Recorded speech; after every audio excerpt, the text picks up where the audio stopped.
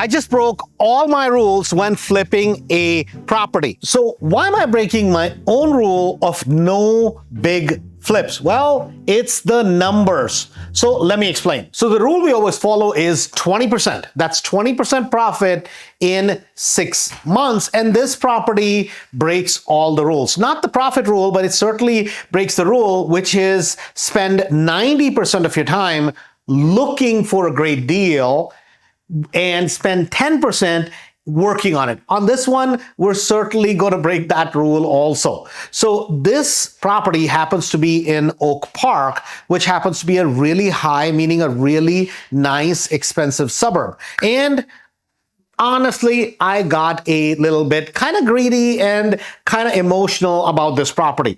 Number one, the back-end value on this particular property is absolutely massive.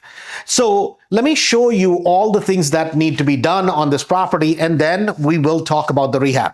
So first thing you notice, there's a lot of wood sitting over here, and there's not really a lot of work done. Now, one thing we have done so far is all the windows have been replaced. There's quite a few windows in the house, so the windows were about $9,000. And I want to show you guys something interesting in the property.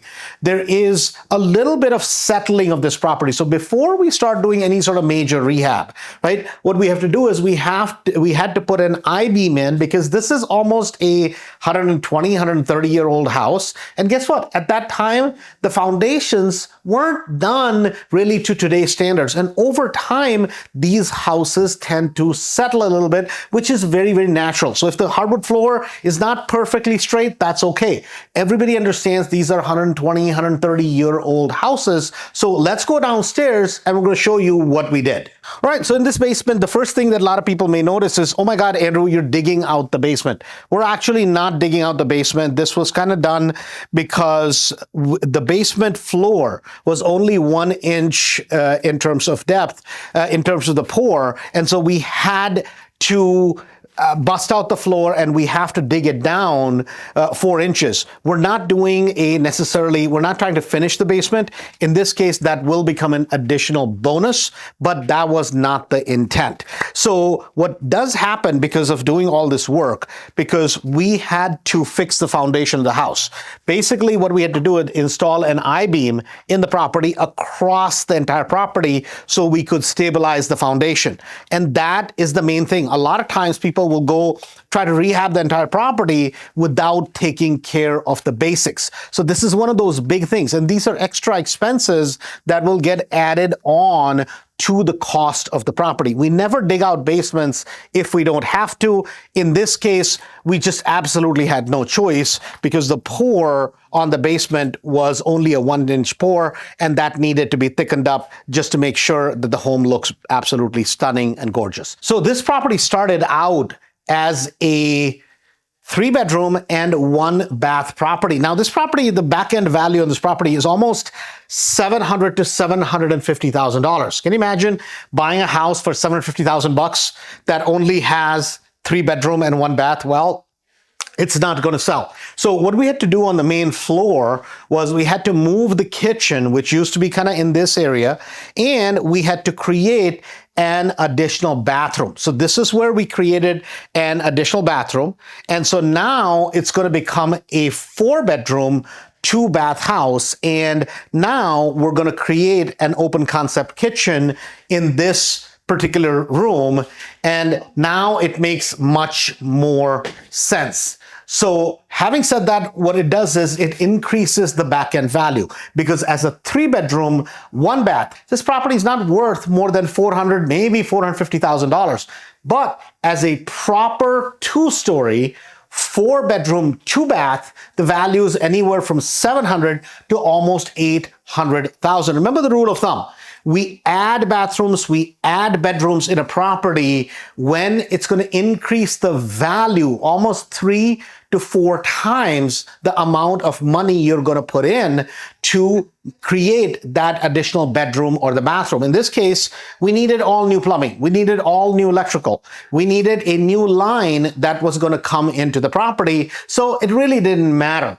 One more thing to think about in this property, if you notice, a lot of the walls have not been taken down. A lot of people would start out and just start taking out all the walls. So why did we do that? So if we come back in this particular room, which used to be the existing kitchen, if you notice, we have taken out these walls and we have not taken out the walls anywhere else.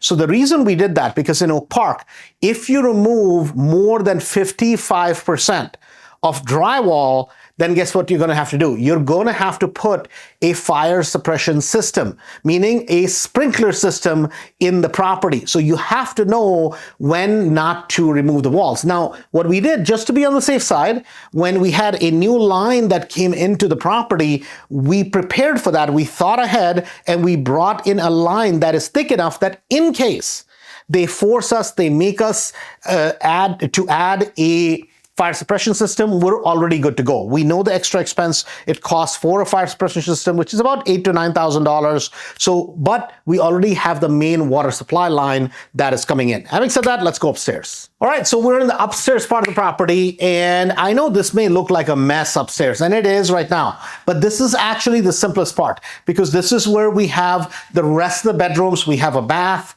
over here. So in this house, there's a lot of work, guys, right? There is well over $100,000 in work. And as I said in the introduction, I'm still not sure whether I'm really going to make the kind of money that I hope to make. And so once we get back to the office, we're going to go through the numbers. See, in a bigger property like this, you can go over budget by a lot of money. Things can go sideways, just like the foundation problem. That can have a big impact. There can be other issues like fire suppression system in this particular property.